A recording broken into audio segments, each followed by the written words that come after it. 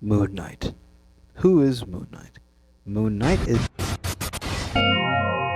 Moon Knight is actually one of Marvel's most underrated street tier heroes that I do think deserves as much respect as a Daredevil or a Spider-Man or other street tier characters. He's actually a really cool and interesting case where he's kind of like the Hulk where he has DID, but he's also like Batman in the way that he fights. Well, not quite like Batman because this guy is insane, insanely brutal at that. Moon Knight is essentially a guy who possesses DID. Mark Spector, Stephen Grant, and Jake Lockley are all personalities who he possesses in his head, and they all essentially work in unison in order to fight crime.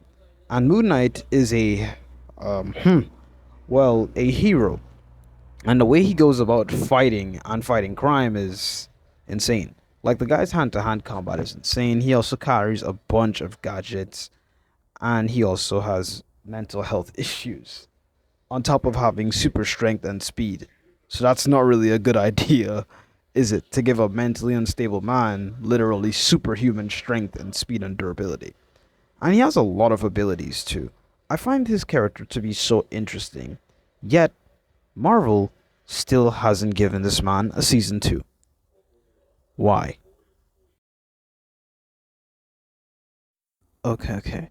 I think Moon Knight deserves a season 2 of his show, or at least another shot, because he's an interesting character that has an interesting dynamic. This character isn't just one person in one body who's just jumping from building to building, fighting enemies by the night. He's a guy who has mental health issues as well as dealing with his own fate. And that's one of the things I like about Moon Knight that's so interesting. He has a lot of stories revolving around his faith in Khonshu, which is a deity that gives him his superpowers, that makes him Moon Knight.